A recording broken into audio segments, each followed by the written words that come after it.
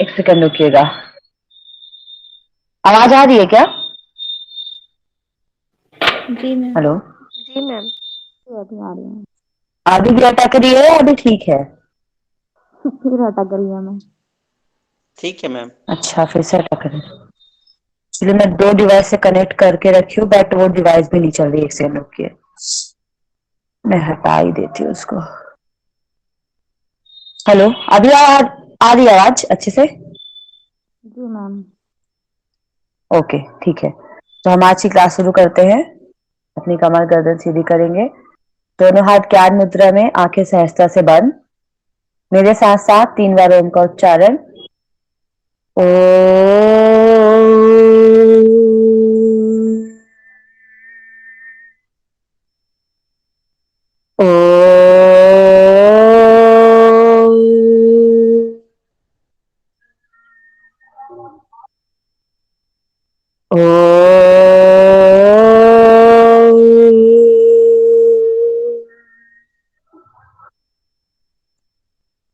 ओम भूर्भुवः स्वः तत्सवितुर्वरेण्यम्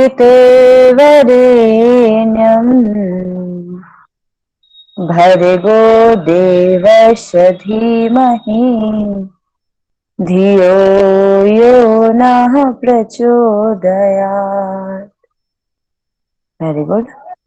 दोनों हाथों को रब करेंगे, आंखों से लगाएंगे। Again rub your both palm, make a positive covering outside your body. Very good. ठीक है, तो आकांक्षा, आपने देखा क्या हो रहा है आपको जी मैम, प्रेजेंट मैं स्क्रीन? ओपन करके रखी हूँ, मैं एक बार करके देख लेती हूँ। अच्छा, ठीक है, कर दीजिए एक बार।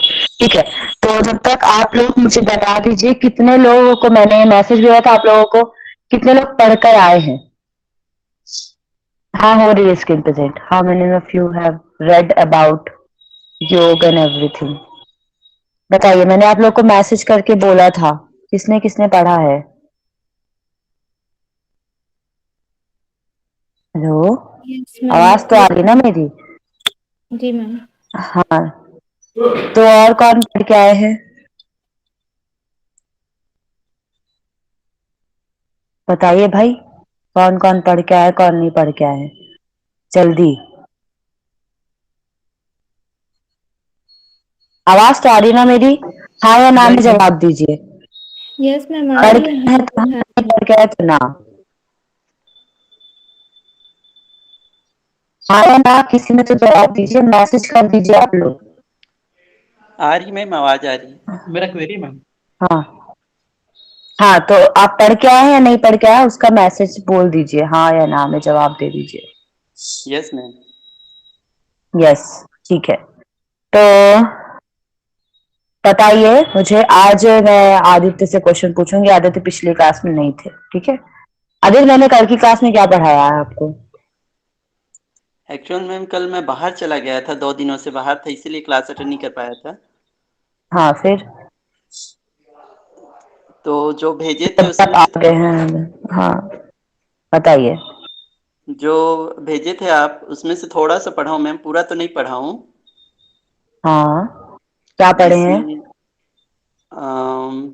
एक वो पढ़ा था मैम कि नाथ परंपरा के अनुसार योगी आदिनाथ जी ने शिव को प्रथम प्रवक्ता बोले हैं।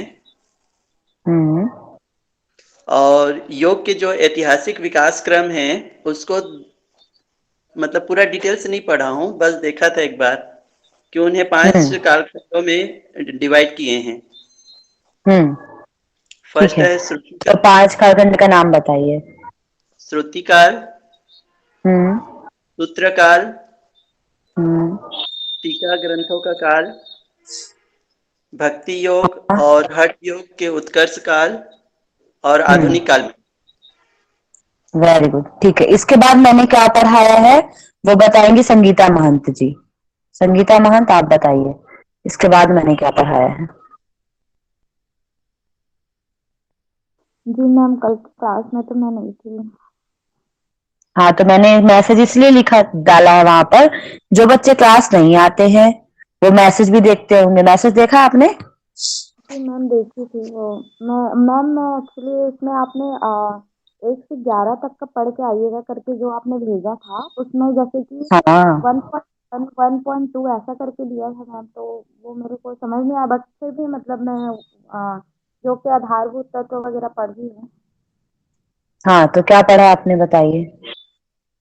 योग के आधारभूत तत्व और योग वैदिक काल से शुरू हुआ है, और योग के अर्थ 3 हैं, युति योगी, और दूसरा युग समाधो, और तीसरा युग सन्मय सं,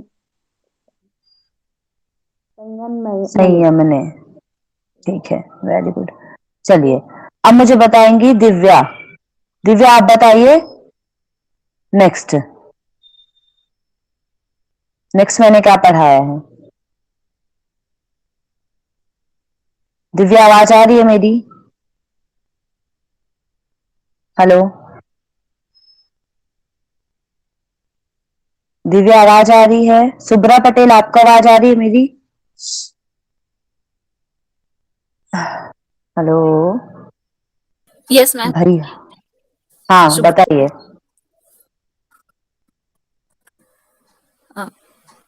अगर आप क्लास अटेंड नहीं करते हैं तो आप अनम्यूट करके कुछ तो बोल सकते हैं ना दिव्या? अनम्यूट करके आप हाँ ना तो बोल सकते हैं। जैसे बताया अभी, किससे मैंने पूछा था? किसी से मैंने पूछा था, संगीता महंत से, तो उन्होंने बोला कि मैम मैं क्लास नहीं की थी पर थोड़ा बहुत पता है। ठीक है, तो आप क्लास अनम्यूट कर सकते हैं एटलीस्ट। मैं रोड में ही हूँ मैम, इसीलिए जस्ट घर पहुंचने ही वाली हूँ। अच्छा ठीक है, कोई बात नहीं। चलिए सुब्रा बताइए। श्रुति काल में। हाँ, उसके निकालों के बाद मैंने कहा तो आदित्य ने बता दिया। उसके बाद मैंने क्या पढ़ाया है? कल का क्लास अटेंड नहीं की थी मैम मैं। तो आपने भी नहीं देखा मैसेज? हाँ देखे हैं मैम। हाँ फिर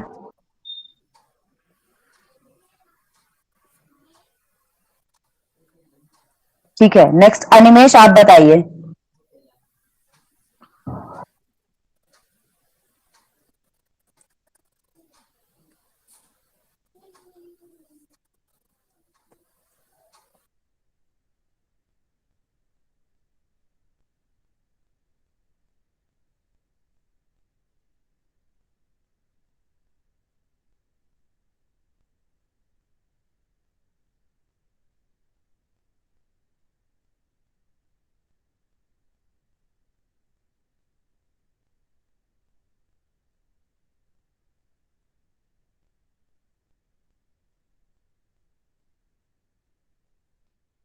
हेलो आवाज आ रही क्या एक्चुअली? हाँ हाँ, मैं लेफ्ट हो गई थी इसलिए आवाज नहीं आ रही थी। हाँ अनिमेश आप बोल रहे थे क्या? मैं लेफ्ट हो गई थी तो मुझे आवाज नहीं आ पाई। अच्छा चलिए, तो बोल दीजिए फिर।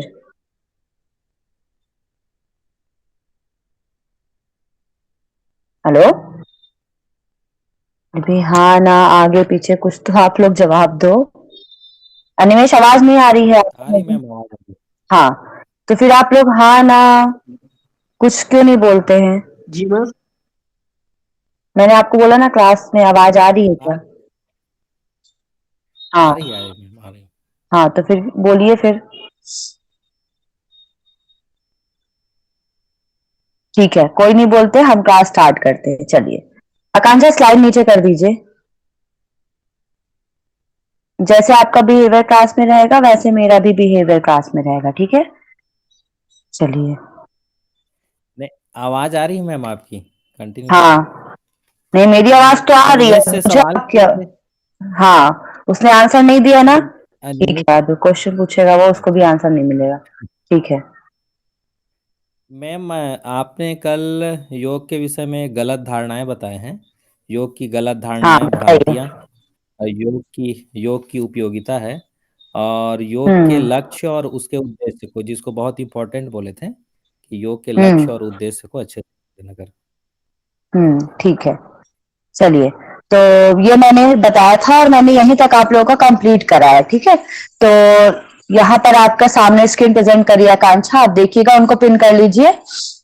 इसमें सबसे पहले लिखा है आपका योग का लक्ष्य और उद्देश्य। ठीक है, तो योग के उद्देश्य के पहले यहाँ पर लिखा है मोक्ष की प्राप्ति मानव जीवन का चरम लक्ष्य है। ठीक है, तो ये तो आपका लक्ष्य हो गया। ठीक है, और मैंने आप लोग को कल आपने ही बताया था शायद लूमस की लक्ष्य और उद्देश्य में क्या अंतर है, एक बार और उसको बता दीजिए तो बाकी लोगों को क्लियर हो जाएगा। लक्ष्य मैम एक ही होता है, जैसे आपने बताया था कि लक्ष्य एक होता है हाँ, और उद्देश्य उसको पाने के अलग अलग मार्ग हैं। उस लक्ष्य को प्राप्त करने के लिए उद्देश्य अलग अलग मार्ग के द्वारा बनाया जाता है, उसी को उद्देश्य बोलते हैं।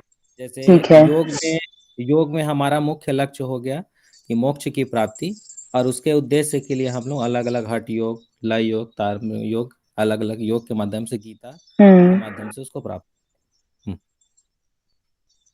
ठीक है, तो बहुत अच्छा बताया आपने, ये सब बहुत अच्छा था। अब हम आगे जो है आप लोग का सिलेबस आप लोग को मैंने भेजा है। ठीक है, मुझे सिलेबस के लिए कॉल आया था, पता नहीं आई डोंट नो किसका कॉल आया था कि मैम हम क्या पढ़ रहे हैं। ठीक है, तो मैंने आपको सिलेबस ही भेजा है। पहले आपको जो भी स्लाइड भेजी जाए और जो काम दिया जाए आप उसको पर डे कम से कम उसको तो करने की कोशिश करिए, तभी आप आगे का समझ पाएंगे। ठीक है, अगर आप चाहें कि हमको एक तरफ से पूरा सपोर्ट मिले और हम कुछ ना करें तो ऐसा हो नहीं सकता। ठीक है, आपको भेजा गया सिलेबस, आप अपना सिलेबस देखिए।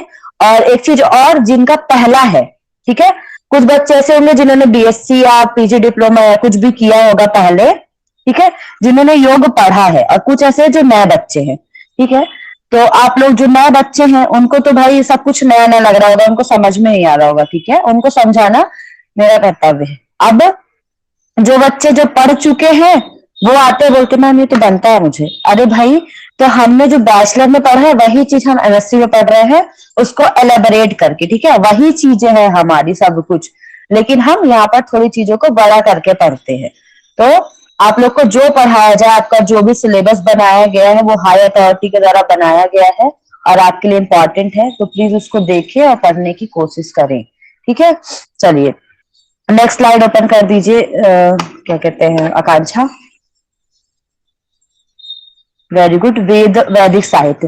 एक्चुअली आज मैं आप लोग को दूसरा कुछ प्रेजेंट करने वाली थी और बहुत अच्छी स्लाइड मैंने आप लोगों को आपके लिए बनाई थी, बट मेरा लैपटॉप नहीं चल रहा है और मैं वो स्लाइड आपको ग्रुप में भी नहीं भेजी हूँ। ठीक है, तो मुझे लैपटॉप से लेकर ग्रुप में भेजना पड़ेगा और मुझे उसके लिए टाइम लगेगा। तो मैं उसको कर लूंगी आपका, इसलिए आज जितना है पहले मैं उसको बता देती हूँ, फिर आपका कल मैं वो ले लूंगी। ठीक है, या तो अभी मैं मुझसे होगा पढ़ाते पढ़ाते तो मैं उस टाइम पे आप लोगों को भेज दूंगी। ठीक है, तो चलिए, बहुत इंपॉर्टेंट था और बहुत अच्छी चीज थी, वो आपको पढ़नी है। चलिए, तो आज का हमारा जो टॉपिक है वो है वैदिक साहित्य का परिचय। अब मैंने आप लोगों को कालखंड पढ़ाए थे। ठीक है, कालखंड में आपके पास 5 कालखंड थे, उन्हीं को जो है अलग अलग हम डिवाइड करते हैं जो आपके सेकेंड चैप्टर में। ठीक है, तो उन्हीं कालखंड को हम दूसरे नाम भी देते हैं, जिसमें कालखंड या जिसको हम पीरियड्स कहते हैं इंग्लिश में, वो 5 होते हैं, 5 या 6 होते हैं। ठीक है, या कहीं कहीं 4 भी दिए हैं जो आपके सिलेबस में दिया हुआ है ना। तो सिलेबस में आपके सेकेंड यूनिट में उनके नाम दिए हुए हैं, और आपका जो फर्स्ट पेपर है उसमें थोड़ा कंफ्यूजन आपको होएगा, क्योंकि वही टॉपिक आपको फर्स्ट यूनिट में भी देखने को मिलेगा, वही सेकेंड यूनिट में भी देखने को मिलेगा। इसलिए जब मैं आपको पढ़ाऊंगी तो दोनों मिक्स करके पढ़ाऊंगी, जिससे आपको टॉपिक वाइज सब कुछ क्लियर हो। ठीक है, आपको सिलेबस समझने की आवश्यकता ना पड़े। क्वेश्चन भी वैसे ही आता है, नेट में भी ऐसे पूछ जाएगा, नेट में ये नहीं पूछेगा कि आपका सिलेबस क्या था। ठीक है, आपको चीजें आनी चाहिए, कवर होनी चाहिए। तो देखिए, मैंने आपको जो 5 कालखंड बताए थे उनमें से मुझे बताइए वेद कौन से कालखंड में था, कोई भी जल्दी से। श्रुति काल। श्रुति काल में था। ठीक है, श्रुति काल के पहले मैंने आपको बताया था, श्रुति काल के पहले हम जब योग का पाठ्यक्रम करते कि योग आया कहाँ से, तो मैंने आप लोग को क्या बताया था कि बहुत पुरानी सभ्यता थी। ठीक है, मोहनजोदड़ो की सभ्यता, शायद मैंने आपको नहीं बताया, हाँ ये मेरा रह गया था। तो देखिए, जब हमने पढ़ा था श्रुति काल, उसको हम कहते हैं वैदिक काल। ठीक है, उसको हम क्या कहते हैं, वैदिक काल। ये आप लोग सुन लीजिए, कल मैं आपको चार्ट के साथ समझाऊंगी तो आपको समझ में आएंगी चीजें। ठीक है, क्योंकि वो मैंने बनाया है, मैं आपका भी दिखा नहीं पा रही हूँ। ठीक है, अब ज्यादा होगा तो मैं अभी आपको एक इमेज भेज दूंगी, उससे समझ सकते हैं आप लोग। ठीक है, तो देखिए आप लोग का क्या हुआ, वो कहलाया वैदिक काल। अब वैदिक काल के पहले से भी योग जो है वो रहा है, जिसको हम क्या कहते हैं त्रिवैदिक काल या फिर पूर्व वैदिक काल। ठीक है, तो पहला काल कौन सा हुआ योग में? पूर्व वैदिक काल, जिसको हम प्री वैदिक काल कहते हैं, जो आपका 3000 के पहले का था। ठीक है, मैंने आप लोग कुछ दिन पढ़ाया था 3000 to 500 तक आपका श्रुति काल है, उसके पहले का है प्री वैदिक काल। समझ में आ रही है चीजें? फास्ट तो नहीं हो रहा है? नो फास्ट हो रहा है, ठीक है, समझ में ठीक आ है, रहा ओके, ठीक है। तो वो वेद के पहले था। अब वेद के पहले मतलब जब आपकी सभ्यता आई थी, जब हम मोहनजोदड़ो या हड़प्पा सभ्यता की बात करते हैं उस समय, ठीक है। तो उस समय पर क्या हुआ, वहां पर जब हम मोहनजोदड़ो या हड़प्पा सभ्यता की ओर जाते हैं तो वहां पर हमें मूर्तियां देखने को मिलती, ठीक है। तो वहां पर एक मूर्ति मिली थी जो कि उदाहरण था, किसका उदाहरण था? मूर्ति उदाहरण थी आपके एक सभ्यता जिसको हम कहते हैं, उसमें हमें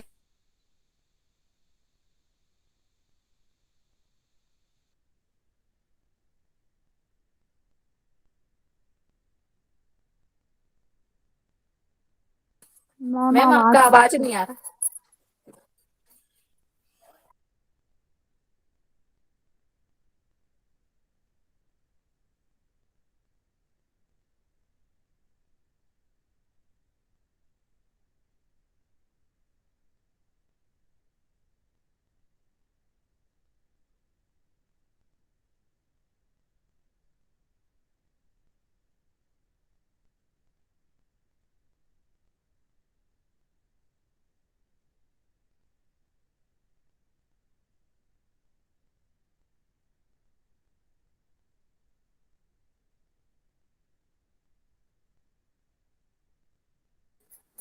हेलो, आवाज जा रही है नहीं?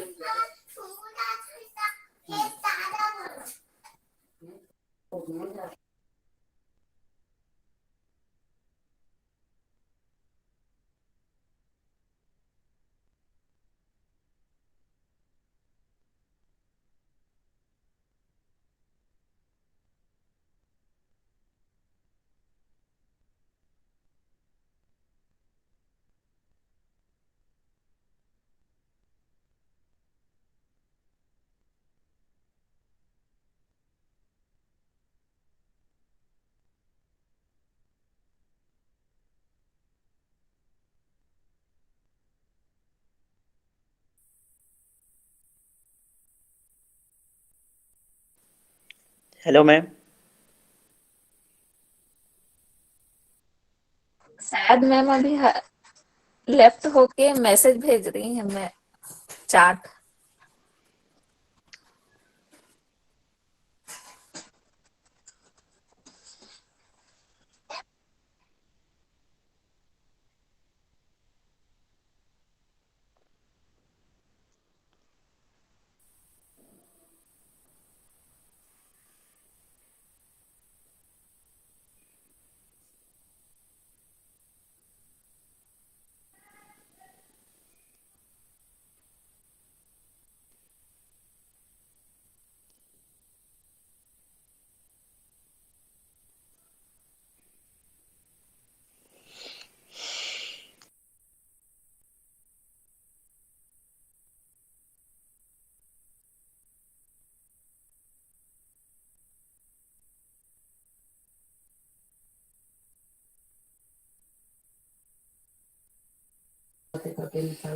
हेलो मैम,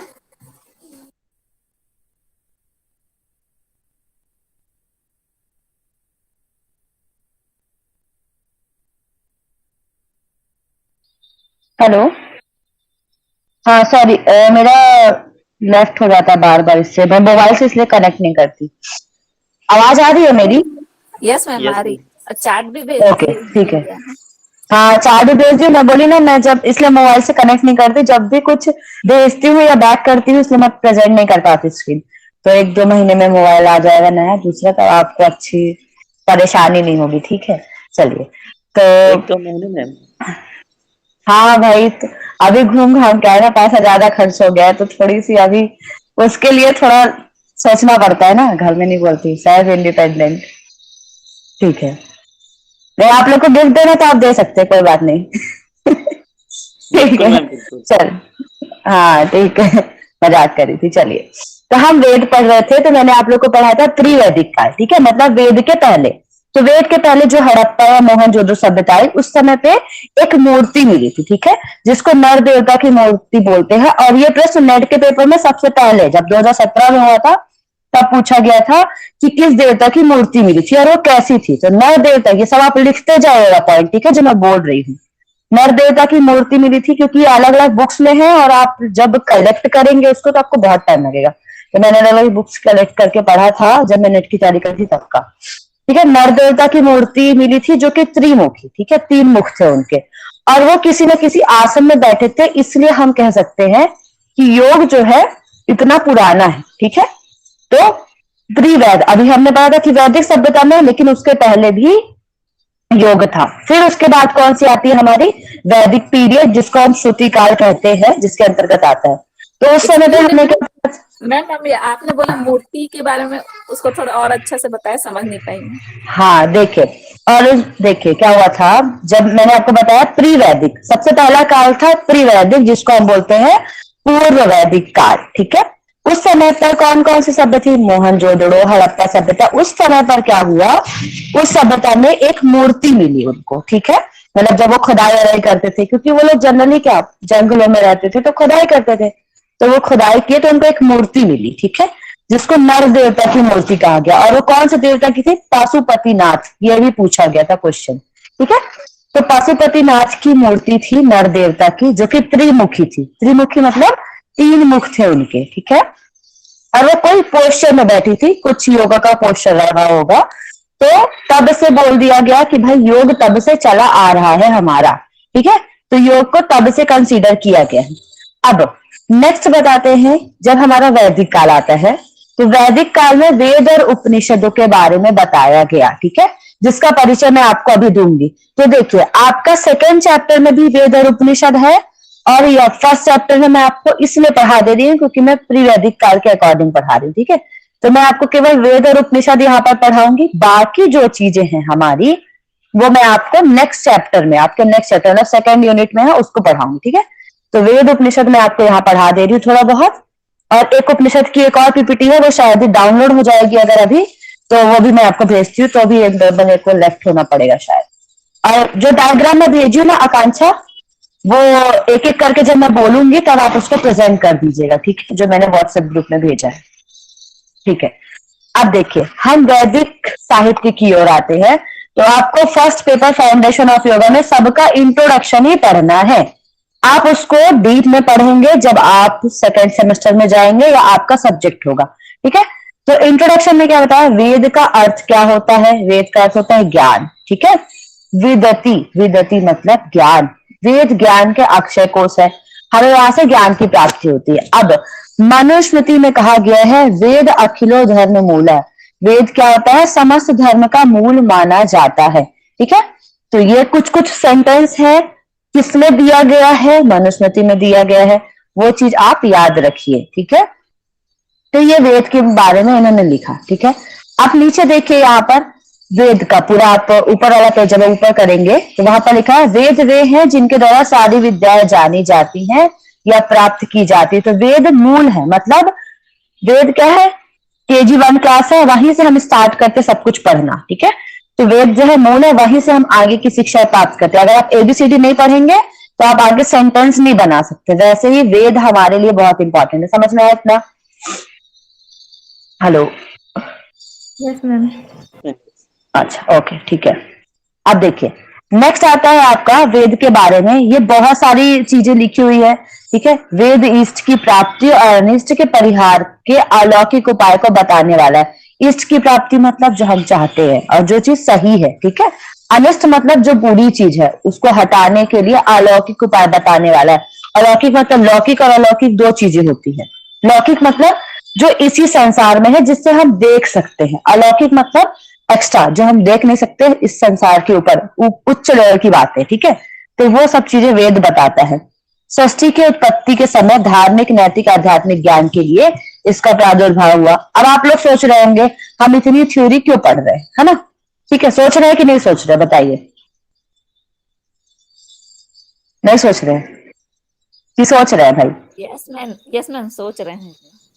सोच रहे हैं, ठीक है। हम इसलिए इतनी थ्योरी पढ़ रहे हैं क्योंकि आपको क्वेश्चन डायरेक्ट, अभी आपका थ्योरी पेपर है तो आपको क्वेश्चन क्या पूछेगा कि वेद में योग का वर्णन कीजिए या वेद का इंट्रोडक्शन दीजिए। तो आप वेद के इंट्रोडक्शन में ये बात थोड़ी लिखेंगे कि वेद की परिभाषा सही है, आपको यही सब चीजें उसमें इंक्लूड करनी। अब ये नहीं कि मैं आपकी कॉपी नहीं पढ़ूंगी पूरी, तो ऑथेंटिक शब्द लिखिएगा, ठीक है। अब वेद में कैसा आता है इसका मत दीजिएगा, क्वेश्चन कैसा आता है उसके अकॉर्डिंग लिखना, ठीक है। अब देखिए कुछ कुछ चीजें, वेद क्या है, वेद धर्म का स्तंभ कहलाती है, ठीक है। अब देखिए हमारे पास 4 महत्वपूर्ण वेद होते हैं, ठीक है। अभी मैंने क्वेश्चन पूछा था, आप लोगों ने बताया भी था। कौन कौन से वेद है बताइए जरा। ऋग्वेद, यजुर्वेद, सामवेद और अथर्ववेद। वेरी गुड, ठीक है। तो ये 4 आपके वेद होते हैं। अब इनके उपवेद भी होते हैं और प्रत्येक वेद के भाग होते हैं, ठीक है। तो उन प्रत्येक वेद के भाग को क्या बोलते हैं हम, संहिता, ब्राह्मण, आरण्यक और उपनिषद, ठीक है। जनरली यहाँ अपने साइड के लोग इसको क्या प्रोनाउंस करते हैं, संहिता, हम संहिता बोलते हैं, ठीक है। लेकिन जब हम संस्कृत प्रोनाउंस करते हैं, साउथ इंडियन लैंग्वेज जाते हैं, वो संहिता हम पढ़ते, ठीक है। तो मेरे मुंह से संहिता निकलेगा तो आप लोग मुझे टोकिएगा मत, क्योंकि दोनों सही है, ठीक है। और मैं वहां पढ़ी हूँ इसलिए मेरे वर्डिंग में बार बार आ जाता है, ठीक है। तो ये हमारा वेद का थोड़ा सा हुआ। अब मैंने आपको एक डायग्राम भेजा है, तो उसमें मैंने एक ट्री भेजी होगी आकांक्षा, अभी तुरंत व्हाट्सएप पे भेजा है, उसको एक बार प्रेजेंट करिए, फिर हम नेक्स्ट पढ़ेंगे। आज आप लोग को बहुत लेट हो गया मेरी वजह से, लेकिन आज आप लोग की जनसंख्या कम नो होगी। मैम, अच्छा, आप लोग में से कितने लोग जो है वो क्लास लेते हैं अभी शाम वाली, ये 3:30 से 4 वाली? मैम शुभ्रा, अच्छा, और कोई भी लेते हैं क्या? नेट नेट जीआरएफ और फर्स्ट सेम की। हाँ, तो क्या कहते हैं, जो नेट जरा क्लास है इसमें क्या की आज की क्लास आपकी, कम्युनिकेशन। मतलब किसी चीज, कम्युनिकेशन की। तो आप लोग को ये 4 बजे वाला टाइम ठीक है या मैं 4:30 से 5:30 कर दूं? 4 बताइए सब लोग। 4 ही 4 ठीक है? अभी काम तो फिर नो मैम, मेरा हाँ थोड़ा वो हो जाता है।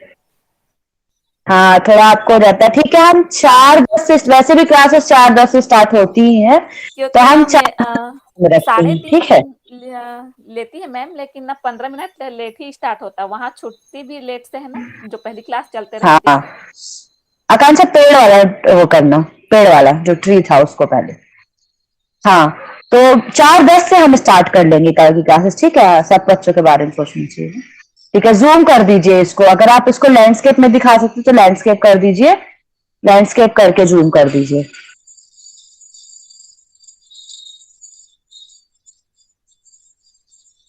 लैंडस्केप में दिख रहा है ना, हाँ ठीक है। आप लोग को दिख रहा है ये अच्छे से? Yes ma'am. Hello, yes ma'am. हाँ ठीक है। आप लोग को अच्छे से दिखना चाहिए, मेरे को तो दिख ही जाएगा, मैं कहीं ना कहीं से देख लूंगी, बट आपको अच्छे से दिखना चाहिए, ठीक है। चलिए, तो आपका सबसे पहले मैं आप लोग को वेद पढ़ाने जा रही हूँ। तो ये क्या है, ये जो चीजें मैं आपको पढ़ा रही हूँ ये बहुत अंदर की चीजें, मतलब अंदर की चीजें, मतलब इनको जानना आपके लिए बहुत जरूरी है। नेट में इनसे क्वेश्चन पूछे जाते हैं, ठीक है।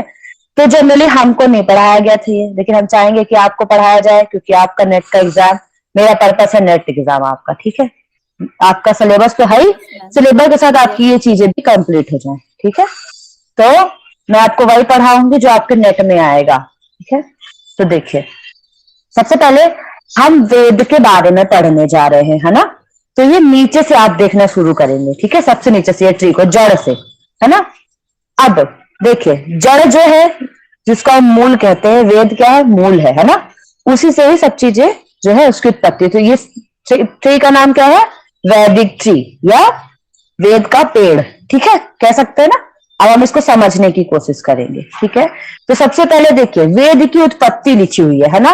तो अब आप लोगों को वैदिक गणित की परिभाषा में तो ये इतना वर्ड समझ में नहीं आएगा, इतना लंबा, है ना, कि भाई ये 1 करोड़ लाख कितना पता नहीं दे दिया है, तो कितने वर्ष, मतलब आप ये समझिए कि जो वेद है आज से कितना ज्यादा पुराना है, मतलब कि हम सोच भी नहीं सकते। और इतनी लंबी यूनिट्स में तो आपको तो ये क्वेश्चन पूछेगा नहीं, पहली बात, इतनी लंबी यूनिट में कि कितने वर्ष पुराना है, और मैं भी ऐसे क्वेश्चन नहीं दूंगी कि बताओ कितने वर्ष पुराना, तो आपको कंटिन्यू लिखना पड़ेगा सर, ठीक है।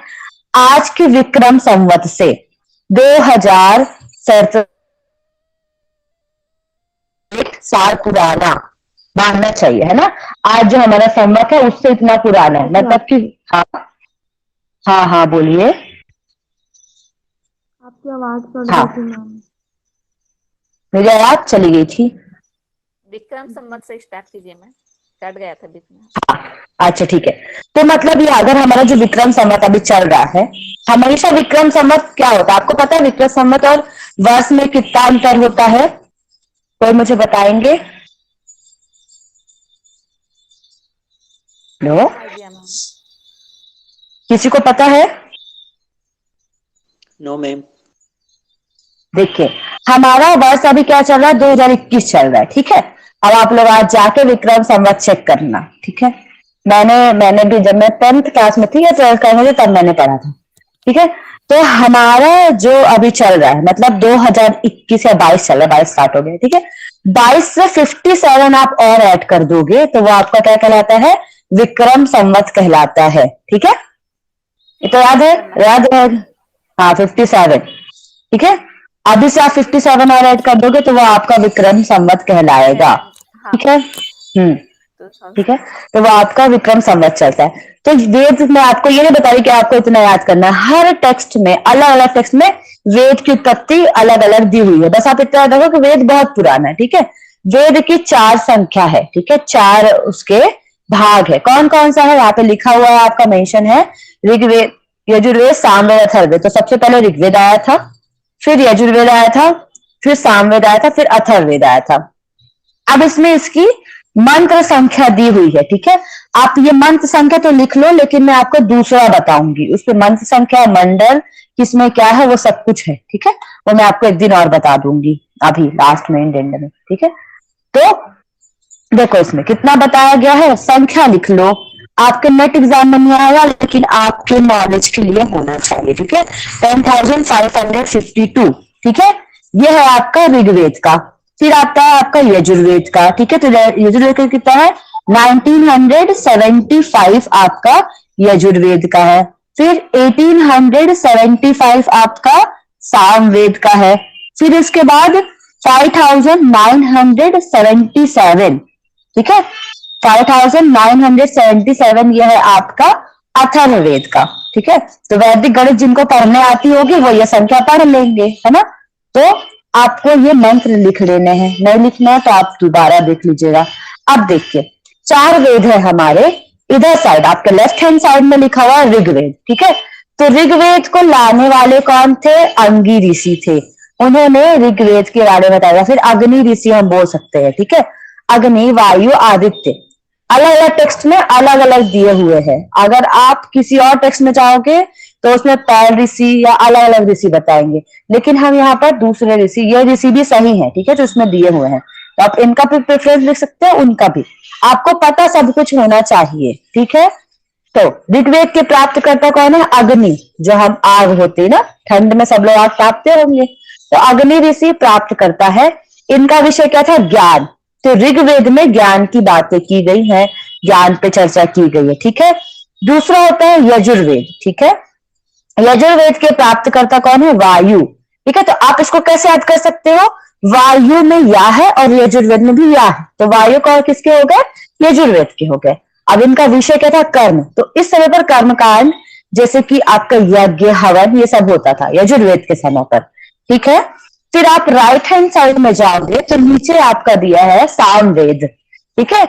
ऑरेंज कलर से सामवेद दिया है, उसको पढ़िए। उसके प्राप्तकर्ता कौन है? आदित्य ऋषि। अब बताइए आदित्य किसे कहते हैं? आदित्य आप बताओ, आदित्य मतलब क्या होता है? सूर्य होता है मैम। सूर्य होता है, ठीक है। तो आदित्य, जब तुम याद रखना कि तुमने सामवेद दिया है, ठीक है। तो सामवेद में आदित्य ऋषि ने दिया था और इसका विषय क्या था? उपासना करना। तो हम भगवान सूर्य की उपासना करते हैं और इस टाइम पे संगीत गाकर करते हैं, ठीक है। तो उपासना इनका विषय था। फिर आया हमारा अथर्ववेद। तो आ से अथर्ववेद, आ से अंगीरा ऋषि, ठीक है। ऋग्वेद में आधा ऋग ग है, वैसे अग्नि में भी आधा ग है ना। मैं आपको ट्रिक बता रही चीजें याद करने की। ऋग्वेद में आधा गाय तो अग्नि में आधा गाय। यहाँ पर आ से अथर्व है, यहाँ से आ से अंगीरा, 3 वर्ड अथर्व 3 वर्ड अंगीरा, ठीक है। तो प्राप्तकर्ता कौन है हमारे? अंगीरा ऋषि है। इनका विषय क्या था? विज्ञान। अब देखो ऋग्वेद का ज्ञान था, इसका विज्ञान है। अथर्ववेद के समय पे आयुर्वेद के विषय में बताया गया और औषधियों के बारे में बताया गया, ठीक है। लेकिन आप जब भी उपवेद पढ़ोगे तो उपवेद, अभी मैं आपको पढ़ाऊंगी, तो ऋग्वेद का उपवेद जो है कभी कभी आयुर्वेद बोला जाता है, ठीक है। तो इतना समझ में आया 4 वेद आपको, ठीक है? 4 वेद समझ में आए? Yes ma'am, yes ma'am. Yes ma'am. Okay, अब आपके आते इन 4 वेद के उपवेद, ठीक है। जैसे कि मान लीजिए आदित्य का पूरा नाम है मनमोहन आदित्य, घर में उनका नाम केवल आदित्य होगा, पूरा नाम नहीं लेते होंगे, है ना। वैसे ही मान लीजिए सुब्रा है, सुब्रा का कुछ और नाम होगा, जैसे मेरा नाम मीनाक्षी है, घर में मेरे को कल्याणी बोलते हैं, ठीक है। तो अलग अलग नाम होते हैं, उपवेद होते हैं या शॉर्ट नेम होते हैं। वैसे ही हमारे मेन वेद के उपवेद होते हैं, है ना। तो अच्छा, शायद आकांक्षा लेफ्ट कर दिए क्या आप? नहीं नहीं नहीं, मैं पिन नहीं की हूँ आपको, ठीक है। तो आकांक्षा वाली स्लाइड ऑन कर दीजिए, हाँ इसी को ही जूम कर दीजिए, ठीक है। अब देखिए ऐसे ही हमारे उपवेद हैं, तो 4 वेद हैं, चारों के उपवेद है। अब देखिए ऋग्वेद को हम और क्या कह सकते हैं? ऋग्वेद के छोटे भाई का नाम क्या है? आयुर्वेद, ठीक है। तो ऋग्वेद को घर में क्या बोला जाता है? ओ भाई ऋग्वेद को बोला जाता है आयुर्वेद, ठीक है। आयुर्वेद। हाँ, अगर हम आयुर्वेद पढ़ते हैं, जब हम आयुर्वेद सब्जेक्ट पढ़ेंगे तो वहां पर क्या लिखा होगा कि आयुर्वेद अथर्ववेद का उपवेद है, ठीक है। लेकिन जब हम इंट्रोडक्शन पढ़ते हैं या कुछ भी पढ़ते तो ऋग्वेद किसका, आयुर्वेद किसका उपवेद हुआ? ऋग्वेद का। किसका है? ऋग्वेद का। ठीक है। तो आप लोग ऐसा देखिए, और बोलिए एक बार। हाँ देखिए जब हम आयुर्वेद, ऋग्वेद का ऋग्वेद, उपवेद है आयुर्वेद।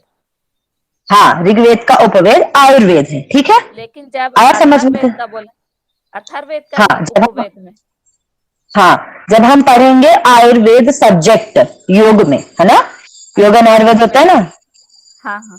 जब हम पढ़ेंगे तब बोला जाएगा कि अथर्ववेद का उपवेद आयुर्वेद है, ठीक है। आया समझ? Yes ma'am. ओके ठीक है। तो अभी आपको इतना कंफ्यूज नहीं होना, बस इतना याद रखो कि ऋग्वेद का उपवेद क्या होता है? आयुर्वेद होता है, ठीक है। आया समझ? अब इस समय पे क्या था, आयुर्वेद में क्या क्या चीजें बताई गई, उसका विषय क्या था? रोग निदान। मतलब कि किसी को कोई प्रॉब्लम है तो उसका निदान करना, डायग्नोसिस करना, क्या समस्या है उसका समाधान करना और औषधि चिकित्सा देना। तो आयुर्वेद में औषधियों के बारे में बताया गया, ठीक है।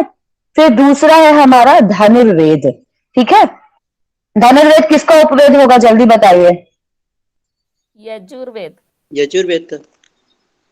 हाँ, अब मुझे ये बताइए कि क्लास में केवल शुभ्रा और आदित्य है क्या? बाकी लोग कहाँ है क्लास में? चलिए ठीक है, आकांक्षा तो स्क्रीन प्रेजेंट कर रही है ना। और बाकी लोग कहाँ हैं? मैं भी हूँ मैम, वो स्क्रीन खोल के रखा हूँ व्हाट्सएप में। अच्छा, व्हाट्सएप में खोल के रखे स्क्रीन। जब आप इसकी यहाँ सामने प्रेजेंट हो रही है तो काहे के लिए व्हाट्सएप में खोलूं? नहीं दिख नहीं रहा दिख रहा है, मैं बोल भी तो रही हूँ भाई। चलिए ठीक है, कोई बात मैं नहीं, उसी है ना। में देख रहा था। मैं ना एक चीज में कंफ्यूज था, ये उपवेद मतलब क्या हुआ? उपवेद मतलब उसके अंदर एक वेद, जैसे कि आप का फाउंडेशन ऑफ योर सब्जेक्ट का नाम है ना, उसमें यूनिट्स होती है अलग अलग, तो आप यूनिट्स पढ़ते हो। वैसे ऋग्वेद के अंदर एक उपवेद मतलब उसका ही छोटा सब टाइटल, टाइटल के अंदर सब टाइटल होता है ना, वैसे ही ऋग्वेद का सब मतलब उसका छोटा कौन सा हो गया? कौन सा वेद है आपका? आयुर्वेद, ठीक है। लेकिन ये तो अथर्ववेद का होना चाहिए ना। हाँ, मैंने अभी आपको क्या बताया, सुना आपने कि नहीं सुना? जो मैंने आपको बताया कि आप डायग्राम बस देख रहे थे। योग में हम उसी को हाँ, पढ़ेंगे करके कि अथर्ववेद का उपवेद आयुर्वेद होगा। लेकिन कई जगह हाँ मैं ठीक जीके है। की कुछ नहीं, जीके के बुक में भी मैं पढ़ा हूँ कि ऋग्वेद का उपवेद आयुर्वेद है करके, तो हमेशा कंफ्यूज था इसलिए। तो मैं तो वही तो बोल रही हूँ आपको। आपको क्या पढ़ना है योग में कि ऋग्वेद का उपवेद आयुर्वेद है, ठीक है। लेकिन जब आप आयुर्वेद बुक पढ़ोगे, क्यों बोलते हैं अब बताती हूँ मैं आपको। अब आप पूछिए तो बता दे रही हूँ। अथर्ववेद का विषय क्या है? विज्ञान, ठीक है। वो क्या बताते हैं? विज्ञान का, साइंस की, ये कहाँ से आया वो कहाँ से है सब, ठीक है। इसीलिए हम कंसीडर करते हैं आयुर्वेद को कि वो अथर्ववेद, क्योंकि अथर्ववेद में हमको औषधियों का भी वर्णन मिलता है, ठीक है, कहीं कहीं पर। और साइंस के बारे में भी हमको नॉलेज मिलती है अथर्ववेद में, है ना। इसलिए आयुर्वेद को अथर्ववेद, जो अथर्ववेद है उसका उपवेद माना जाता है आयुर्वेद को, जब हम आयुर्वेद सब्जेक्ट पढ़ते हैं केवल, है ना।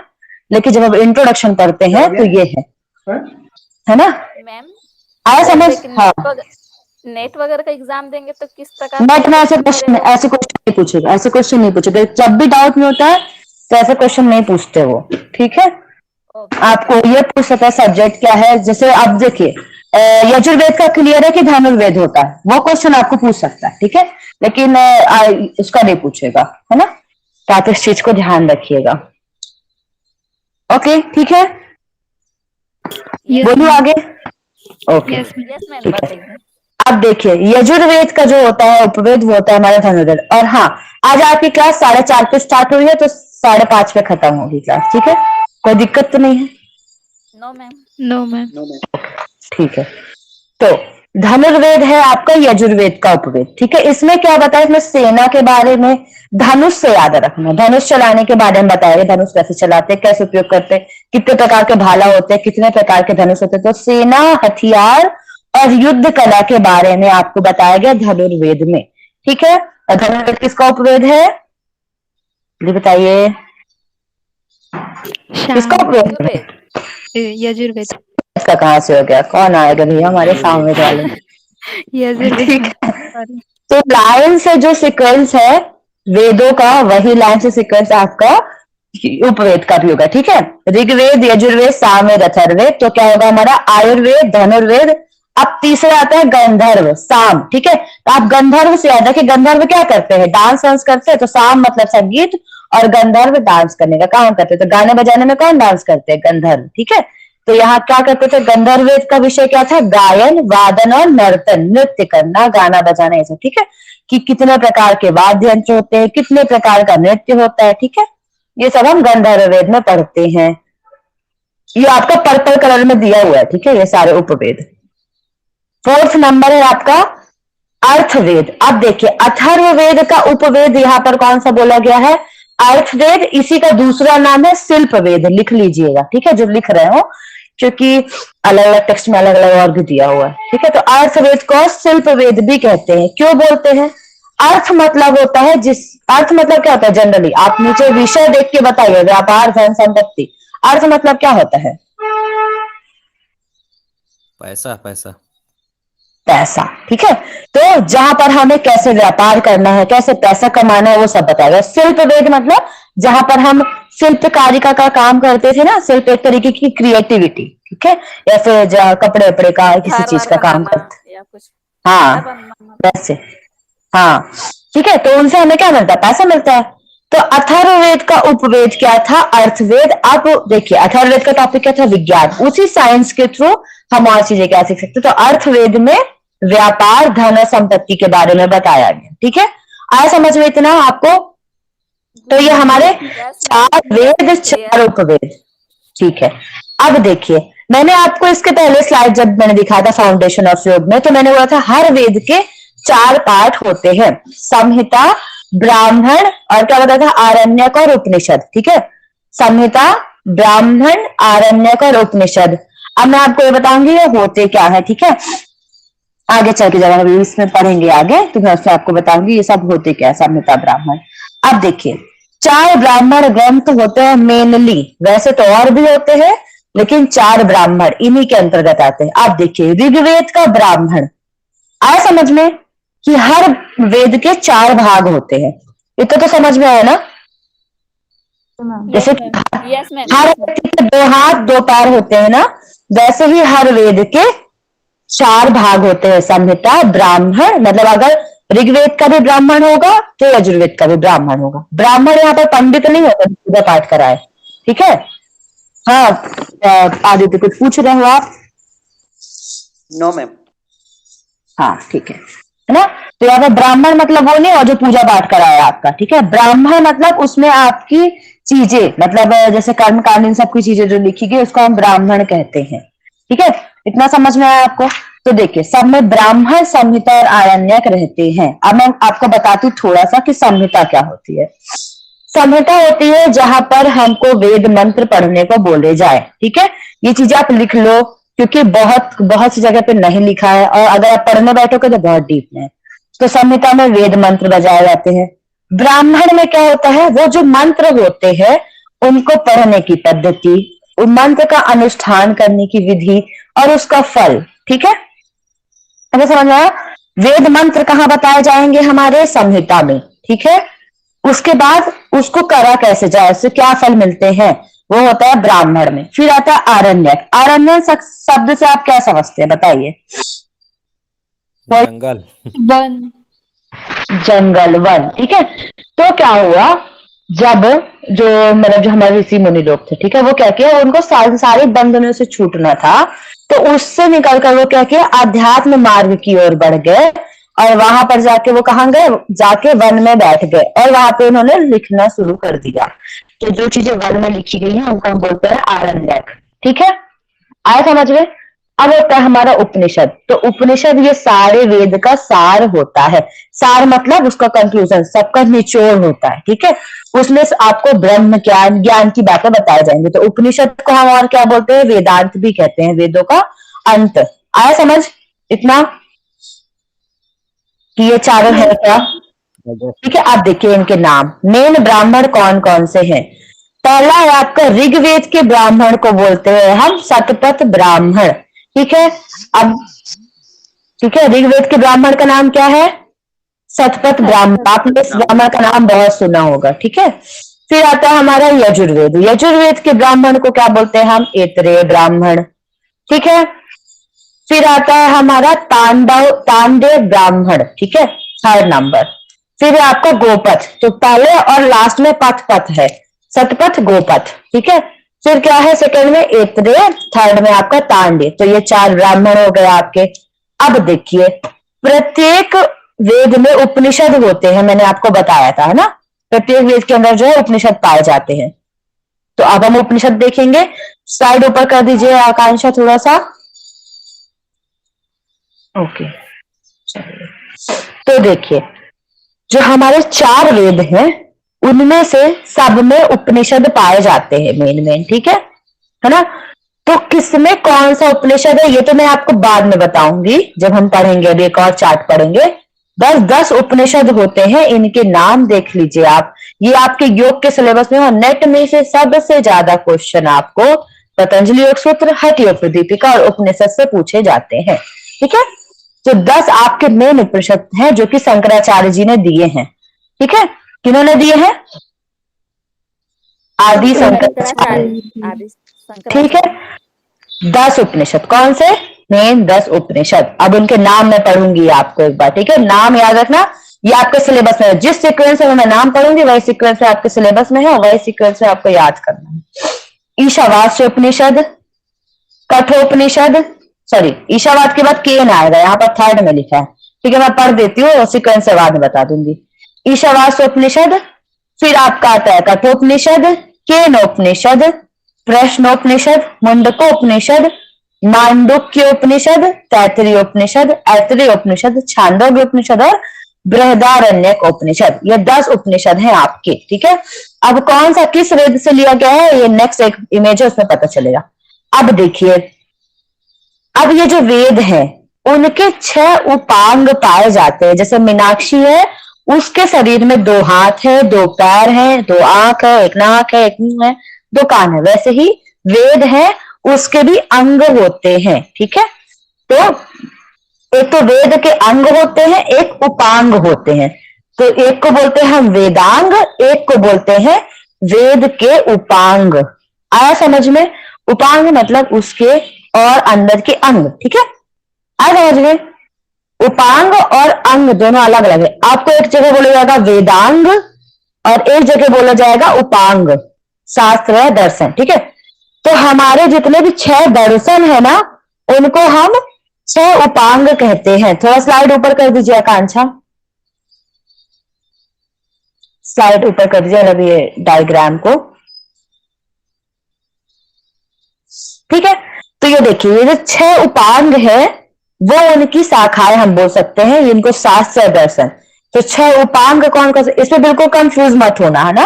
वेदांग अलग है और उपांग अलग है ना। वेदों के ही अंग, जैसे मीनाक्षी का अंग है, एक हाथ है, एक पैर है। उपांग की बात करूंगी तो उपांग उसके अंतर्गत आता है, लेकिन उससे जुड़ा हुआ नहीं। ठीक है, तो देखो इसमें 6 दर्शन हमारे आते हैं। कौन कौन सा दर्शन है?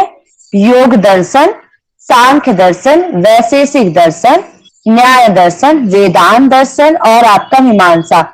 ये 6 दर्शन को हम आस्तिक दर्शन भी कहते हैं।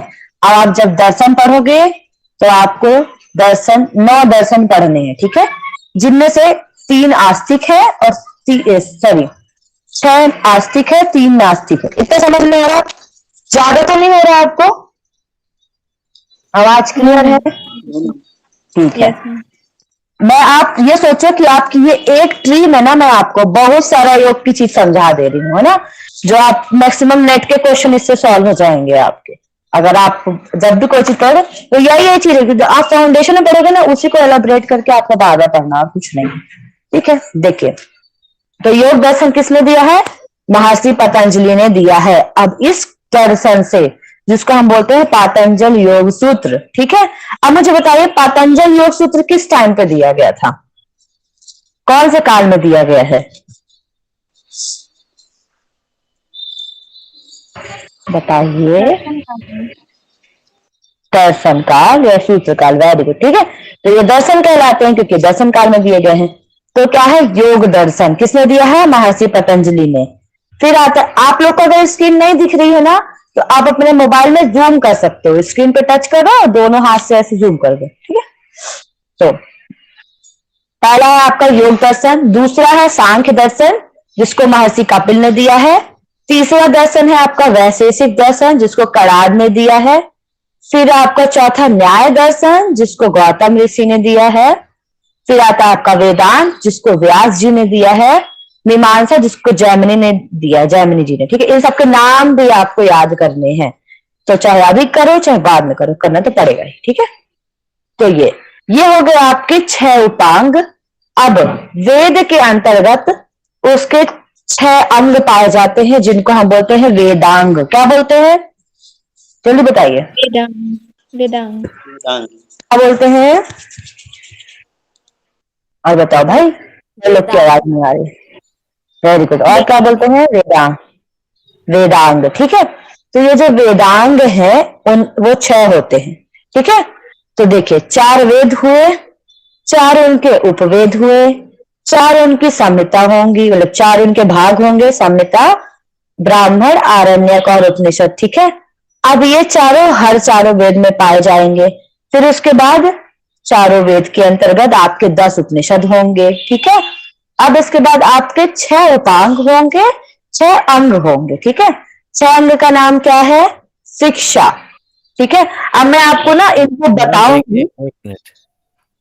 हाँ पूछिए जी। एक ही वेद के ये सब होंगे ना? जी, एक ही वेद के नहीं, केवल वेद की है नहीं। जैसे नहीं। मान लीजिए मैं ऋग्वेद की बात मैं बताती हूँ, मैं आपको बताती हूँ। देखिए वेद क्या है? बब्बा है। ठीक है, दादाजी हैं वेद। ठीक है, उनके 4 बच्चे हैं। कौन कौन है? ऋग्वेद, यजुर्वेद, अथर्ववेद और सामवेद। ठीक है, ये उनके बच्चे हुए। ठीक है, जो दादाजी हैं उनके पास 6 अंग हैं। ठीक है, तो उनको हम क्या बोलते हैं? वेदांग। ठीक है, दादाजी के पास 6 अंग हो गए। तो दादाजी के पास कौन से 6 अंग है? शिक्षा है, कल्प है, व्याकरण है, निरुक्त है, छंद है और ज्योतिष है। ये उनके 6 अंग हो गए। अब दादाजी के पास और है उनके घर में काम करने वाले, उनका ही, वो उनके क्या कहलाएंगे? उपांग कहलाएंगे। ठीक है, जो उनका काम कर सकते हैं अगर वो नहीं रहे तो, या फैमिली मेंबर आप बोल सकते हो, वो हो गए वेद के उपांग।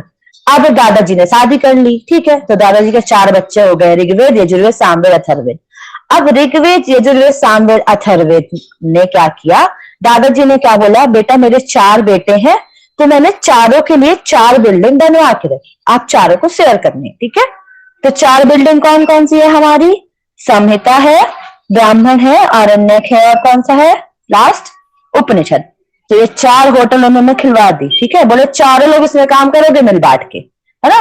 तो वो चारों की है। ठीक है, एक एक सिंगल पर्सन को नहीं दी, चारों लोग चारों में काम करोगे, बंटवारा नहीं चलेगा भाई, हम जो है ज्वाइंट फैमिली है। ठीक है, तो उन्होंने ऐसे बोला। अब बेटे हो गए ऋग्वेद यजुर्वेद, वो लोग की 4 बिल्डिंग हो गई। अब ऋग्वेद यजुर्वेद के अपने अपने बच्चे हैं, ठीक है। तो ऋग्वेद के कम बच्चे हैं, यजुर्वेद के सबसे ज्यादा बच्चे हैं, उनको हम क्या बोले, उपनिषद, ठीक है। उनके बच्चों के नाम आएंगे, अब आप उनको पढ़ोगे, ठीक है। तो ये समझ में आया आपको इतना है?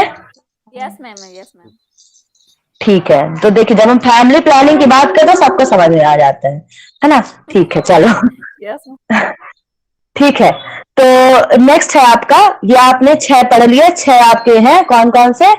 शिक्षा, प्रेरणा को बहुत मजा आ रहा है। शिक्षा, कल्प, व्याकरण, निरुक्त, छंद और ज्योतिष, ठीक है। 6 है आपके वेदांग। अब नेक्स्ट, ये तो आपको श्रुत ग्रंथ और स्तुति स्मृति में आपको बात बताऊंगी। नेक्स्ट एक और है चार्ट, वो वाला ओपन करिएगा। एक चार्ट है येलो कलर का, आकांक्षा, लाइन वाला नहीं, येलो कलर का होगा। मैं आपको डायग्राम से इसलिए समझा रही हूं, अगर मैं इसकी थ्योरी लिख दी ना तो आप लोग परेशान हो जाओगे। ये वाला नहीं, एक और है येलो कलर का।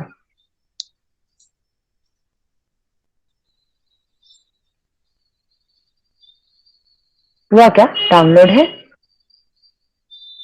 अच्छा, अभी बोलोगे आप? आए हैं, 2 ही आए हैं। 2 ही आए हैं सबके पास? यस मैम, एक ट्री हाँ, वाला 2 है ही और है, एक और केवल 2 पीछे है। येलो वाला नहीं अच्छा है। ठीक है। अच्छा येलो वाला हो गया, मैं इसकी बात कर दूंगी, यही वाला ला दो। चलो, अगर मैं करने बैठी तो फिर वो गई, मैं फिर सिलेक्ट हो जाऊंगी। इसको समझा के फिर लेफ्ट करके उसको करूंगी, ठीक है। नहीं तो भेज ही देती हूँ, अगर लेफ्ट और देखा जाएगा।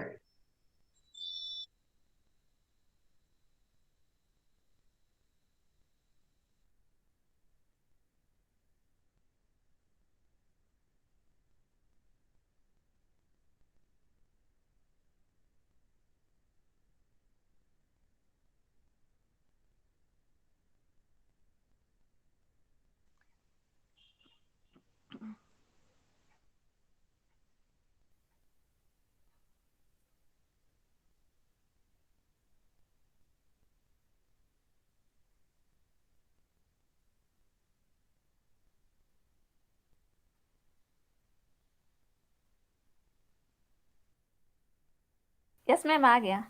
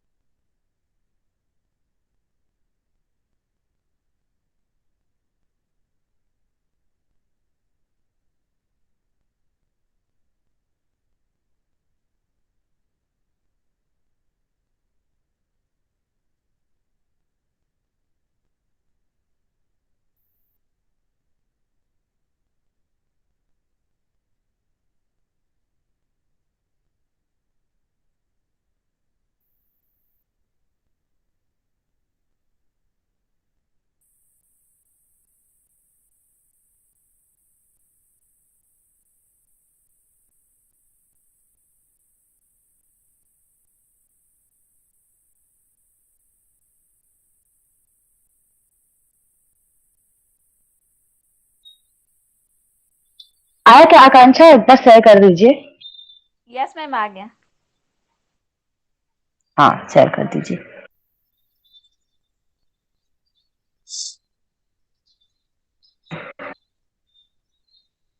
तो ये आपका नेटवर्क इश्यू है। आज का क्लास चला गया, कहाँ चला गया क्लास?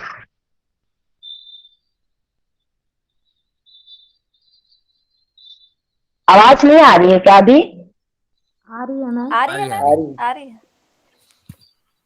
अच्छा ठीक है। हाँ, नेटवर्क इशू थोड़ा है, और ना नेटवर्क भी सही नहीं आता। पता नहीं क्या करेंगे, जियो वाले भी नेटवर्क अच्छा नहीं दे रहे। ठीक है, चलिए। तो ये ना मैंने आपको वही चार्ट है, बस थोड़ा सा ये इंग्लिश में लिखा था, वो हिंदी में लिखा था, इसलिए मैंने आपको पहले समझा दिया। ये थोड़ा और डीप में है, ठीक है। ये अगर आप अच्छे से समझोगे, एकदम क्या बोलना चाहिए, एकदम अंदर से तैर, ठीक है। अब देखिए, वेद है, वेद का मतलब क्या होता है? ज्ञान, जिसको हम क्या बोलते हैं? नॉलेज, ठीक है। अब देखिए, नॉलेज कितने प्रकार की होती है? 2 प्रकार की होती है, या वेद जो होते हैं वो 2 प्रकार के होते हैं। 2 प्रकार की विद्या मिलती है हमें। अपरा विद्या, ठीक है, लेफ्ट हैंड ओम के नीचे देखिएगा, है ना।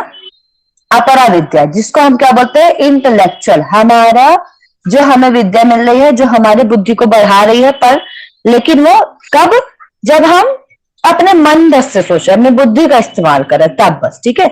दूसरी विद्या जो हाई लेवल की होती है उसको हम बोलते हैं पराविद्या। ठीक है। पराविद्या ये क्या होती है? इंट्यूटिव, मतलब एकदम उच्च अवस्था। तो अपरा विद्या भी विद्या है लेकिन थोड़ा निम्न अवस्था है, जो पराविद्या है वो उच्च अवस्था होती। ठीक है। तो वेद के अंतर्गत दो विद्याएं होती हैं, एक अपरा विद्या, एक परा विद्या। ठीक है। अब अपरा विद्या भी दो तरीके की होती है ना? कैसे होती है? दो तरीके की। एक होती है सेक्युलर। सेक्युलर मतलब होता है लौकिक, जो मैंने आपको बताया, जो चीज हम देख सकते हैं, जिसको हम देख के कर सकते हैं। ठीक है। जिसका हमें ज्ञान होगा तो हम केवल आसपास की चीजों को जान पाएंगे, जो हम अपने 5 ज्ञानेंद्रियों से, 5 कर्मेंद्रियों से जान सकते हैं, जो हम देख सकते हैं, होता है लौकिक। ठीक है। फिर होती है हमारी सेकंड। सेकंड मतलब क्या होती है? अलौकिक। या तो हम सेक्युलर को बोल सकते हैं धर्म निरपेक्ष, और सेकंड को बोल सकते हैं धार्मिक। ठीक है। अपरा विद्या के दो तरीके होते हैं, ये होता है हमारा सेक्युलर और सेकंड, मतलब कि लौकिक और अलौकिक। क्या समझ में आया आपको? अब देखिए, मैंने आपको पढ़ाया था उस दिन श्रुति और स्मृति। ठीक है। दो चीजें होती हैं हमारी, है ना? तो हम अलौकिक के अंतर्गत दो चीजों के द्वारा हमें ज्ञान मिल सकता है। ठीक है। ये ज्ञान कैसे मिले वो बता रहे हमें। तो वेदों के अंतर्गत ये सब चीजें आती है, लेकिन हमको ज्ञान कैसे मिलता है? तो श्रुतियां और स्मृतियां दो चीजें होती हैं। श्रुतियां मतलब जो सुनी गई हो, ठीक है, जिसे हम सुनते हैं किसी के द्वारा। स्मृतियां मतलब जिसको हम याद करते हैं, है ना? ठीक है। तो श्रुतियां क्या है? वेद। वेद बोला गया है कि ये अपौरुषीय होते हैं। ठीक है। ये किसी पुरुष ने बनाया नहीं है, ये सुना गया है, किसी के द्वारा बोला गया है। ठीक है। ब्रह्मा जी के द्वारा बोला गया था। तो उन्होंने क्या किया? वो अकेले तो काम नहीं कर पाते, तो उन्होंने 4 वेद बनाए, ऋग्वेद, यजुर्वेद, सामवेद, अथर्ववेद, और उसमें अपने वेदों को लिखवाया। 4 ऋषि को बुलाया उन्होंने। ठीक है। उन ऋषियों से लिखवाया ये। ठीक है। तो अभी मैंने आप लोग को जो ऋषि पढ़ाए थे वो ऋषि भी मिलते हैं देखने को, लेकिन और हैं ऋषि, उनके नाम अलग अलग है। पैल ऋषि हो गया, वात्यायन, अलग अलग नाम है। ठीक है। इन्होंने भी दिया। अब यहाँ पर श्रुतियां आती है। श्रुतियों के अंतर्गत हमारे 4 वेदास आते हैं। ठीक है। 4 वेद कौन कौन से हुए? सबसे सिंपल क्वेश्चन, पहले दूसरी वाला जल्दी बताइए। बताइए भाई, 8 वेद में मेरे को कंप्लीट करना है। वेद, यजुर्वेद, हाँ, सामवेद, अथर्ववेद। Very good. ठीक है। ये हुआ। अब इसके अंतर्गत हमारा क्या होता है? ये हमारे 4 वेद है। ये चारों वेद के अंदर ईच वेद, सब वेद के अंतर्गत, अभी मैंने क्या बताया था? वेदों में हमारे 4 वेद थे, चारों वेदों को 4 इंडस्ट्री दी गई थी, 4 आपके होटल है। वैसे ही चारों वेद को 2 घर दिए गए हैं। ठीक है। कि आप लोग का जब मन करे तो आप ठंडी में ये घर में रह सकते हैं। ठीक है। ठंड में आप केरला में रहिए, गर्मी में जो आप उत्तराखंड में जाके रहिए। तो 2 घर बना दिए। अब केरला में जाके वो क्या किए? चारों वेद वो ज्ञान का काम कर रहे हैं, ज्ञान बटोरने का काम कर रहे हैं। ठीक है। उत्तराखंड में कहांगे बढ़िया, वहां भगवान की मंदिर है, मूर्ति, तो वहां पर वो क्या किए? कर्म कांड किए, पूजा पाठ किए। तो केरला में ज्ञान लेने आते हैं वो। ठीक है। ठंडियों में और गर्मियों में जाते हैं तो कर्म करते हैं, वहां कर्म कांड के लिए कहा जाता है उत्तराखंड में। तो 2 चीजें आती है हमारी, कर्म कांड और ज्ञान कांड। ठीक है। अब देखिए, कर्म कांड के अंतर्गत जो मैंने आप लोग को 4 बताया था, 4 जगह बनाई थी ना बब्बा जी ने। हमारे बब्बा जी कौन थे? कौन है बब्बा जी भैया? जल्दी बताओ। वेद हमारे बब्बा जी हैं। उन्होंने चारों बेटों के लिए 4 क्या बनाई थी? होटल बनाई थी। 4 होटल और 2 घर बनाए हैं। 2 घर का नाम क्या है? कर्म कांड है और ज्ञान कांड है। ठीक है। अब 4 होटल बनाई है। 2 होटल जो है वो उत्तराखंड मतलब कर्म कांड के पास है। 2 होटल कहां पर है? ज्ञान कांड है। अब भाई कमाएंगे भी तो तभी तो खाएंगे पिएंगे, है ना? तो 2 होटलें बांट दी। 2 होटल बना दी उत्तराखंड में, जहां पर कर्म कांड, संहिता और ब्राह्मण, मतलब आपका संहिता और ब्राह्मण के अंतर्गत कर्म कांड की चीजें बताई गई है। मतलब मंत्र, मंत्रोच्चारण, मंत्र की पद्धतियां, ये सब जो बताया गया है वो संहिता और ब्राह्मण में बताया गया है। इसलिए ये दोनों को क्या बोलते हैं? हम कर्म कांड कहते हैं। ठीक है। अब वेद का दूसरा भाग जिसमें ज्ञान कांड है, उसके अंतर्गत आरण्यक और उपनिषद आते हैं। मतलब आरण्यक और उपनिषद में ज्ञान कांड की बातें या ज्ञान की बातें बताई जाती है। ब्रह्मा क्या है, ठीक है, पुरुष क्या है, ये क्या है, आत्मा क्या है, ठीक है, ये सब चीजें हमको आरण्यक और उपनिषद में देखने को मिलती हैं। समझ में आया इतना? कर्मकांड और ज्ञान कांड, ठीक है। ये तो हो गया हमारा श्रुतियों के अंतर्गत। अब आती है हमारी स्मृतियां, ठीक है। स्मृतियों के अंतर्गत हमारे पास क्या बताया गया? पहले उपवेदास, जो मैंने आपको बता दिया, आयुर्वेद, धनुर्वेद, गंधर्ववेद और स्थापत्य वेद शास्त्र, इसी को ही हम बोलते हैं अर्थशास्त्र, या फिर बोलते हैं हम इसको अर्थवेद या फिर शिल्पवेद कहते हैं, ठीक है। अब आते हैं हमारे वेदांगास, जिसको मैंने वेद के अंग बताए थे आपको, शिक्षा, कल्प, व्याकरण, छंद, ज्योतिष और निरुक्त, ठीक है, ये मैंने आपको बताया। इसके अंतर्गत मैंने अभी अंदर की चीजें नहीं बताई हैं, जब हम कभी पढ़ेंगे, अभी वेद की डीप स्टडी भी करना है हमें, तब मैं आपको ये बताऊं, ठीक है। अब वेद के उपांग आते हैं, तो कौन कौन से भाई वेद के उपांग? घर में और कौन कौन लोग रहते हैं? न्याय, वैशेषिक, सांख्य, योग, मीमांसा और वेदांत, ये 6 लोग और रहते हैं घर में, ठीक है। तो वेद की जो पत्नी है उसका नाम है वेदांती।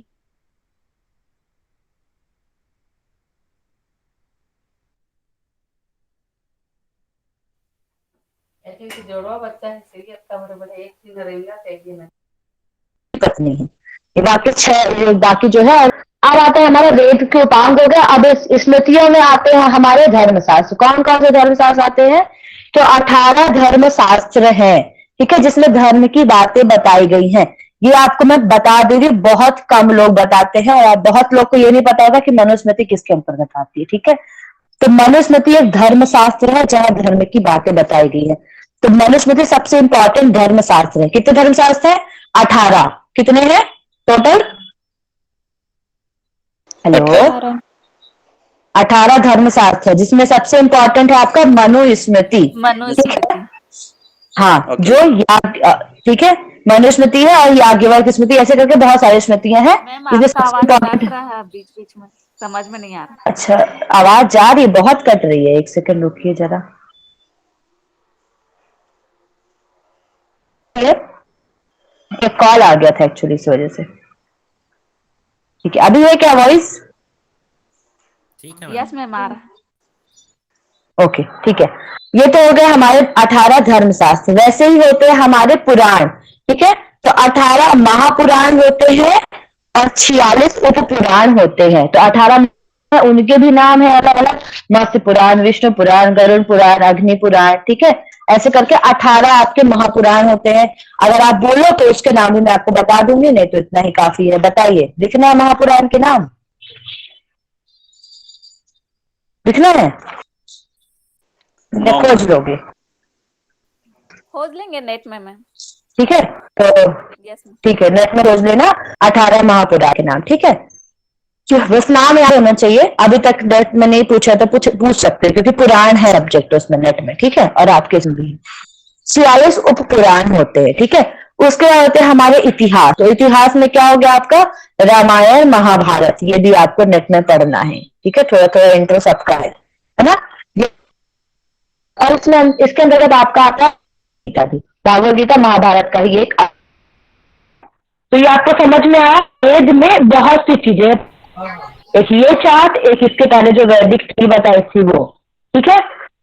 मेन चीज याद रखिएगा कि वेद में 2 कांड होते हैं, ज्ञान कांड, कर्म कांड होते हैं। 4 वेद होते हैं, 4 उपवेद होते हैं, ठीक है। उसके बाद आपके 6 वेदांग होते हैं, 6 उपांग होते हैं, श्रुतियां होती हैं, स्मृतियां होती है, 18 पुराण है, 18 धर्मशास्त्र है, ठीक है। ओके, आकांक्षा एक बार आप लास्ट वाला बस कर दो, तो वो मैं बस थोड़ा बता देती, तो आप लोग का आज वेद तो एटलीस्ट कंप्लीट हो जाएगा।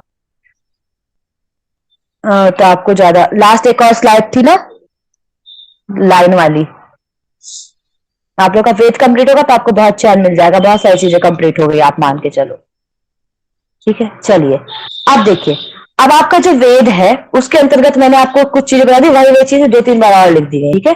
वेद के अंतर्गत आपका ऋग्वेद है, जो कि पद्य और गद्य तो आप जानते होंगे। बताइए, पद्य और गद्य मतलब क्या होता है? एनीवन? पद्य मतलब कविता हिंदी और पढ़े? गद्य मतलब जो सार। Yes ma'am. नहीं, हाँ यस बताइए। मैम।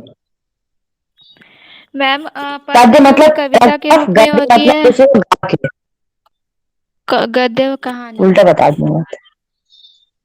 हाँ, और हम उल्टा बताती हैं यहाँ पर, ठीक है। पद्य और गद्य, पद्यांश और गद्यांश जो चीज होती है, पद्य मतलब पैराग्राफ के रूप में जो होता है, गद्यांश मतलब जो गा के हम करते हैं, जैसे ये कविता कहा कविता होगी, ठीक है। तो देखिए, जो ऋग्वेद है वो पद्य के रूप में लिखे गए हैं, ठीक है। ये आपको करने पूछेगा, बस मैं आपको बता दे रही हूँ। अब आती है इनकी शाखाएं, ठीक है। तो सबकी शाखाएं आपको याद हो या ना हो, मैं एक एक जो मेन इंपॉर्टेंट है, ठीक है, सारी शाखा आप लोग याद कर सकते हैं। आपका मेमोरी पावर है तो याद कर लो। अभी तक क्वेश्चन नहीं पूछा है तो पूछ सकते हैं, ठीक है। तो देखिए, शाखाएं में आपका आता है साकल। साकल आप एक इंपॉर्टेंट रखो, ऋग्वेद की शाखा है ये, ठीक है। ये अब हो गए हमारे ऋग्वेद के, ये लड़कियां हैं। अब हम लड़कों की बात करेंगे, ठीक है, बाद में। तो ये लड़कियां है, कौन है?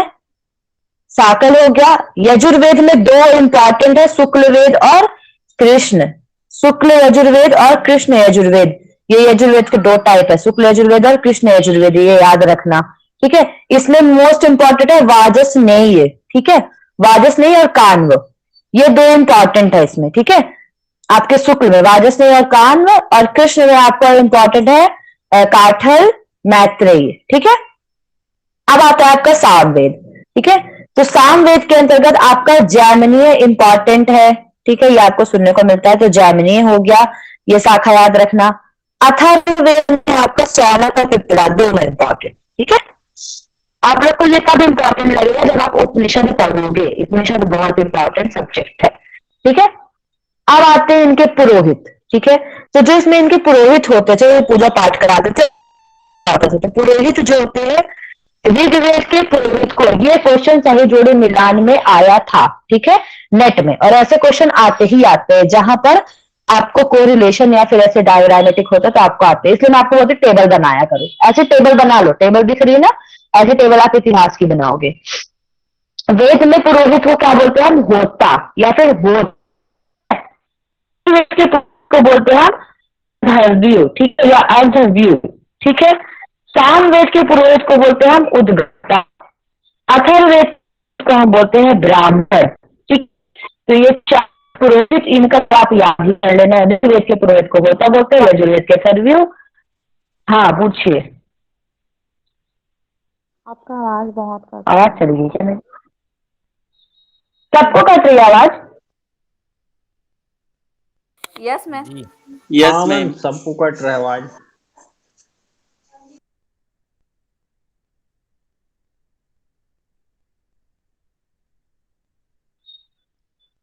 Hello, yes ma'am.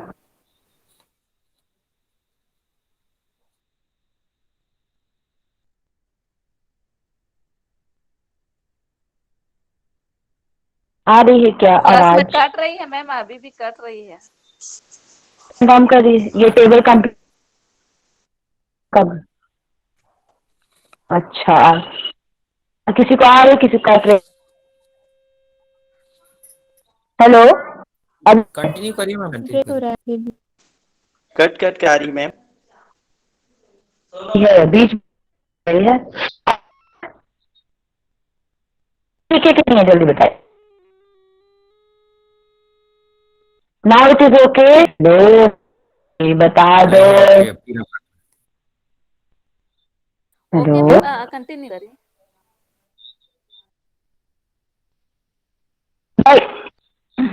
मैं ये कंप्लीट करा देती हूँ, ठीक है, फिर हम जल्दी से क्या कंक्लूड करेंगे। देखो, विषय वस्तु में क्या बताया गया है? ऋग्वेद की विषय वस्तु मतलब पहले मैंने आपको बता दिया, देवताओं की स्तुतियां, प्रार्थना, ठीक है। यजुर्वेद में आपको सामवेद में संगीत, और आयुर्वेद में अथर्ववेद पूछा गया, ठीक है, कि जादू टोना कौन से वेद में बताया ना? अच्छा, जादू टोना और औषधियों के बारे में बताया गया, उसी तरह कृषि, ठीक है। अब आता है ब्राह्मण, इसके तो मैंने आपको इसके ब्राह्मण बता दिए, स्किप करती हुई है। आरण्यक आप लोग पढ़ लीजिए, ऋग्वेद का है ऐन्द्रिय और कौशिकी। यजुर्वेद बृहदारण्यक। यजुर्वेद में आपने यहाँ बताया था मैत्रेय शाखा थी, तो मैत्रायणी इसका आरण्यक है। तैत्रीय भी इसी की शाखा है, तो तैत्रीय इसका आरण्यक है, ठीक है। सामवेद के अरण्यक का नाम क्या है? छांदोग्य, जैमिनी और तावलकार। ठीक है, क्योंकि इनसे ना क्वेश्चन आपको उपनिषद में बनेंगे। यहाँ पे तो आपको समझ में नहीं आएंगी चीजें, ये क्वेश्चन बनेंगे उपनिषद में कि ये कौन से शाखा से लिया गया है, ठीक है, कौन से उपनिषद से लिया गया, तो आपको याद होना चाहिए ये। ठीक है, अब देखिए, ये मोस्ट इंपॉर्टेंट, सबसे इंपॉर्टेंट ऋग्वेद उपनिषद के नाम से, सॉरी, वेदों के उपनिषद कौन कौन से, मतलब किस वेद के अंदर कौन सा उपनिषद आता है, मोस्ट इंपॉर्टेंट। तो देखिए किसके अंदर कौन सा आता है वो मैं आपको बता दे रही हूँ, ठीक है, और कौन सा इंपॉर्टेंट है। ऋग्वेद में आता है आपका ऐतरेय उपनिषद, औषधि की छोड़ दीजिए, इंपॉर्टेंट बोल दियो, ठीक है, ऐतरेय उपनिषद इंपॉर्टेंट है। यजुर्वेद में कौन सा इंपॉर्टेंट है आपका? बृहदारण्यक, तैतरीय, कठोपनिषद, ईशावास्योपनिषद, ठीक है। और आप श्वेता सत्र याद कर लेना, लेकिन जो मेन उपनिषद की हम बात करते हैं, 10 उपनिषद जो मेन है हमारे, उसमें श्वेता सत्र नहीं आता, ठीक है। श्वेता सत्र योग उपनिषद के अंतर्गत आता है, लेकिन ये यजुर्वेद की शाखा है, याद रखना, मतलब यजुर्वेद के अंतर्गत आने वाला है। सामवेद में आपका है छांदोग्य, जैमिनीय और केन, ठीक है। फिर अथर्ववेद, ये सबसे इंपॉर्टेंट है। अथर्ववेद के अंदर 3 उपनिषद आते हैं, मांडुक्य, प्रश्न और मुंडक। उपनिषद ना, योग उपनिषद नहीं बोल रही हूं मैं, योग उपनिषद ऐसे करके टोटल 108 उपनिषद है, और 108 उपनिषद के बारे में मुक्तकोपनिषद में बताया गया है, ठीक है। यहाँ पर आपकी आशिका समाप्त होती है, आप अपनी स्क्रीन बंद कर सकती हैं आकांक्षा। तो आज की लेट है, आई थिंक कल से थोड़ा कम प्रॉब्लम। मैम मंडे को एग्जाम होगा बोल रहे थे, किस प्रकार का होगा? ऑब्जेक्टिव होगा कि थ्योरी टाइप का? एग्जाम आता है उसी का शॉर्ट ऑब्जेक्टिव होगा।